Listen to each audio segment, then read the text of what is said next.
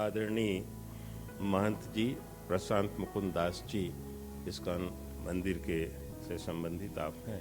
मंचासीन माननीय Ajay Singh ji world Hindu federation के आप अध्यक्ष हैं। इनफैक्ट अजय सिंह जी भी बनारस के हैं और मैं भी वहीं से हूँ। और राजनीति में हम लोगों को ABCD सिखाने वाले अजय जी। मंचासीन हमारे तमिलनाडु से आए हुए माननीय श्री श्रवण जी, वेद प्रकाश जी बैठे हैं। वेद प्रकाश जी से भी मेरा बहुत पुराना संबंध है और बहुत सारे अनुभव भी हम लोगों के साथ के हैं। मंचासीन सभी लोगों को मैं संबोधित करते हुए और इस सभागार में उपस्थित लोगों को भी संबोधित करते हुए अपनी कुछ बातें रखूंगा। कार्यक्रम बड़े गंभीर इशू पर है। हजार लोगों के मृत्यु के उपरांत उनकी आत्मा की शांति के लिए तो हम बहुत कुछ कर सकते हैं, पर श्रीलंका में जो कुछ भी अभी तक हुआ है और आज जो कुछ हो रहा है और आने वाले भविष्य में जो कुछ होगा, हमें उस पर भी चिंता करनी है। हमें ये देखना है कि हमारा पड़ोसी एक देश जिसका हर प्रकार से हमारे देश के साथ बहुत नजदीकी संबंध था, जुड़ाव था, आज किस रूप में वो कितना हमसे दूर चला गया है। कभी कभी हम डेली पंचांग अगर देखते हैं तो उसके प्रथम पृष्ठ पर ही पृथ्वी की उत्पत्ति के बारे में भी लिखा हुआ है और उसमें यही लिखा है कि सूर्य की पहली किरण 0 अक्षांश पर जो श्रीलंका नगर था उसके ऊपर पड़ा था। आज वैसे श्रीलंका 4 अक्षांश पर है, लेकिन ये तो करीब 2 करोड़ साल पहले की बात है। और हमारे सारे धर्म कर्म जम्मू द्वीप वगैरह का अगर कॉन्सेप्ट देखा जाए तो श्रीलंका का एक ऐतिहासिक महत्व है। बावजूद आज श्रीलंका में खासतौर से तमिल कम्युनिटी, ये तमिल कम्युनिटी नहीं है बल्कि इसको हिंदू कम्युनिटी कह सकते हैं, ये कहना ज्यादा श्रेष्ठकर होगा।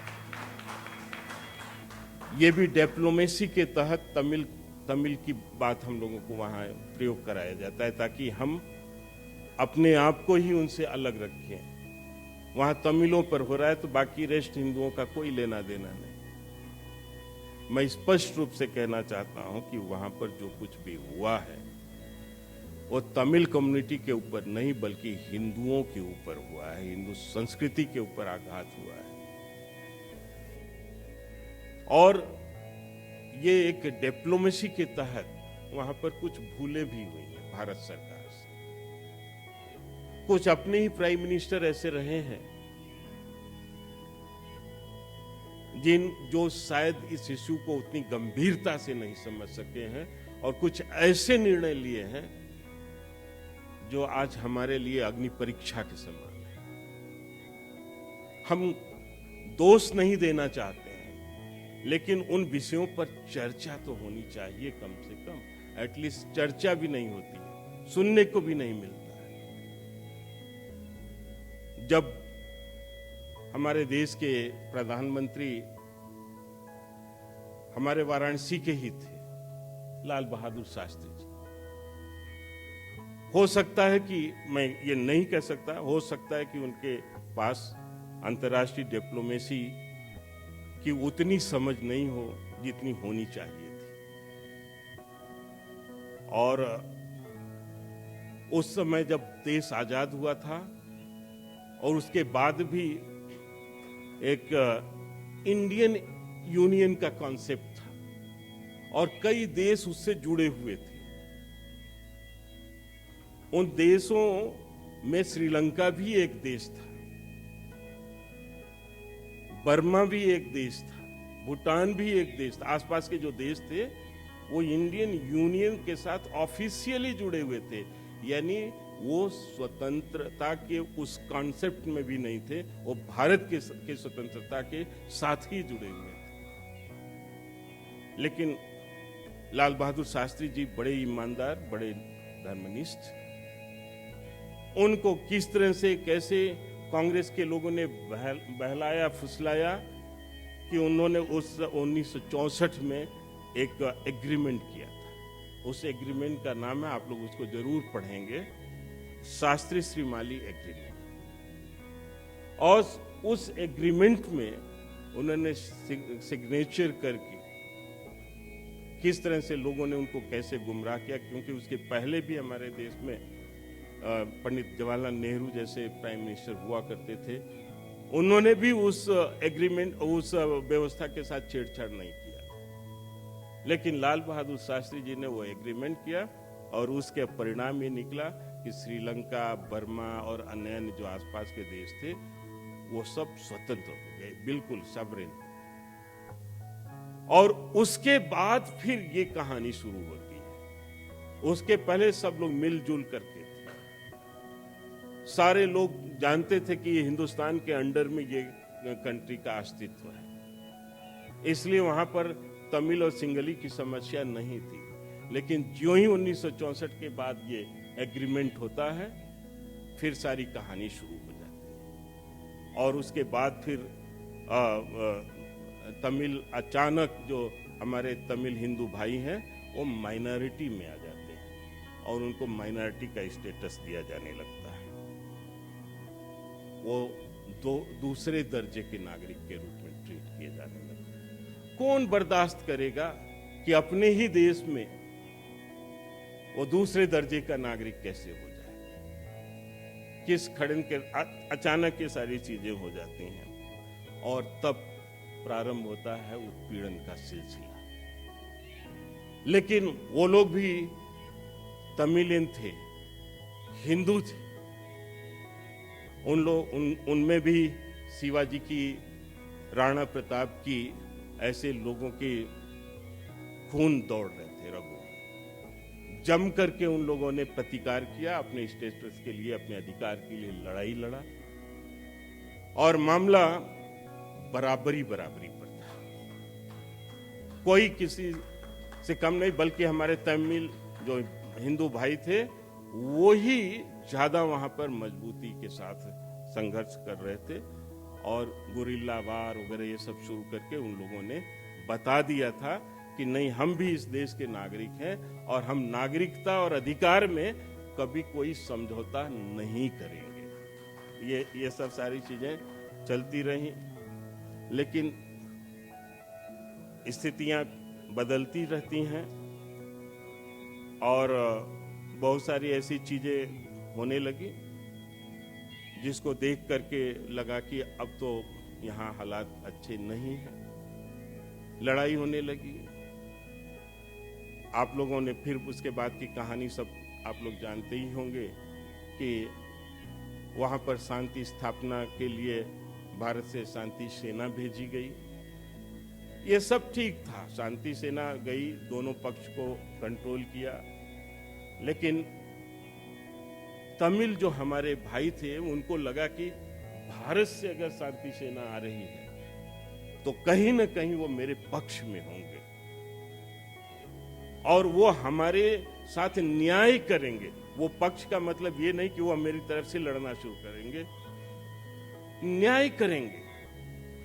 लेकिन पता नहीं तत्कालीन समय में जो हमारे प्रधानमंत्री थे राजीव गांधी जी, उन्होंने किस प्रकार का निर्णय किया था, किस प्रकार का निर्देश दिया था, वहां जो हमारे तमिल हिंदू थे उनके साथ ज्यादती हुई, इस बात को इनकार नहीं किया जा सकता। लेकिन फिर भी लोगों ने माना कि ये शांति सेना आई है, शांति स्थापना करने के लिए आई है, तो हमें इनका कोऑपरेट करना चाहिए, और दोनों तरफ से शांति व्यवस्था की। लेकिन खेल बिगड़ गया उस समय। खेल ये हुआ कि श्रीलंका की गवर्नमेंट को, जो श्रीलंका की गवर्नमेंट जो 1964 के एग्रीमेंट के बाद उसके मन में जो दुर्भावना आया था, वो दुर्भावना ने एक स्वरूप लेना शुरू कर दिया था।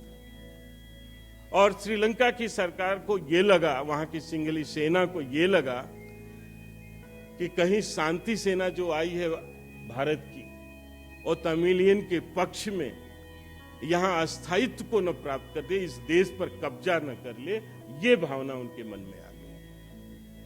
क्या ऐसा संभव है जहां यूएनओ सेना भेज रही है, शांति के लिए भेज रही है, वहां पर क्या वो सेना वहां किसी देश पर कब्जा कर लेगी? ये उनका मानसिक दिवालियापन था, एक कंफ्यूजन था। ये इसी तरह के आज भी बहुत सारे कंफ्यूजन उनमें है। वहां जो तमिलियन है वो ऐसा नहीं कि उनमें अपने देश के राष्ट्रवाद के साथ कोई समझौता है, और श्रीलंका के साथ जीना चाहते हैं, श्रीलंका में ही मरना चाहते हैं, ये उनका कमिटमेंट भी है। और ऐसा हिंदुओं का ये विशेष गुण है और योग्यता है कि वो जिस देश में रहते हैं उस देश के लिए जीते हैं, उस देश के लिए मरते हैं, उस देश की समृद्धि के लिए लड़ते हैं। पंडित मदन मोहन मालवीय जी ने कहा था, यस्मिन देशे त्वम उत्पन्नो श्रेयस्य विधीयताम, यानी जिस देश में तुम उत्पन्न होते रहते हो उस देश की सुख समृद्धि के लिए हमेशा सोच करो, चाहे वो भारत हो, चाहे जिस देश में आप रहते हो। ये एक आदर्श नागरिकता की पहचान है। लेकिन उन लोगों को डाउट हुआ कि ये लोग कहीं भारत पर कब्जा न कर ले, और शांति सेना कैसे वापस जाए, इस पर उनका फोकस हुआ।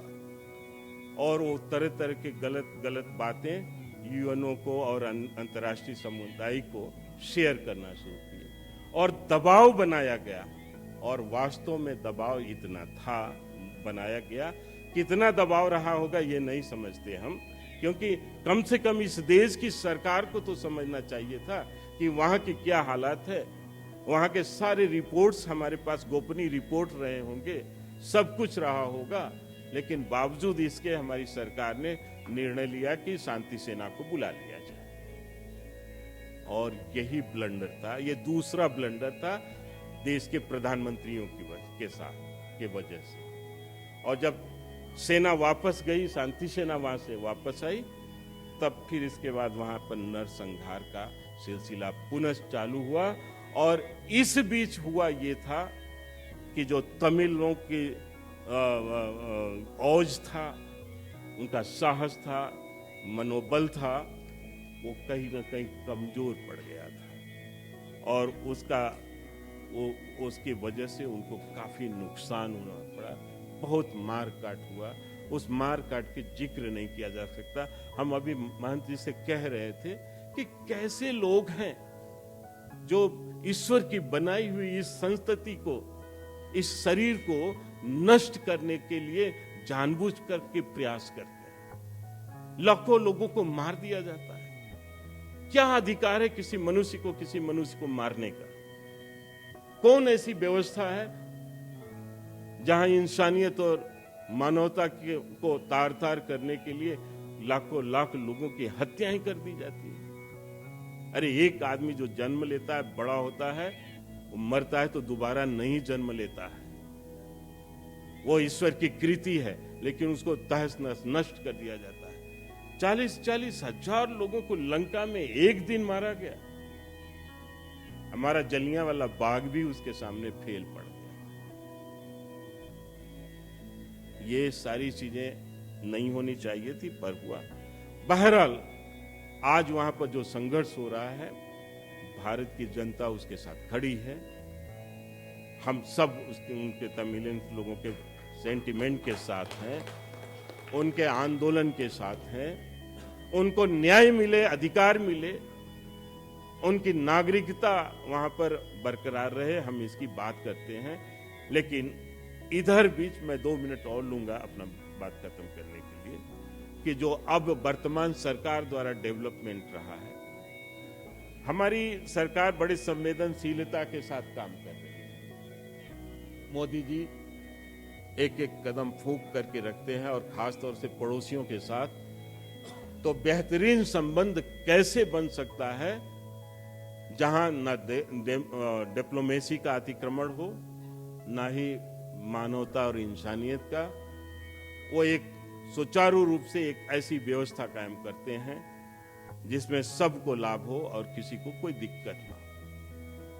जब वहां पर ये वर्तमान सिचुएशन से मोदी जी भी ऐसा नहीं कि उनको जानकारी नहीं होगी और विचलित नहीं होंगे, लेकिन सब कुछ के बावजूद भी लंका जिस तरह से बैंक्रप्सी के कगार पर पहुंच गया था, पड़ोसी धर्म का निर्वहन करते हुए भारी सपोर्ट किया गया था।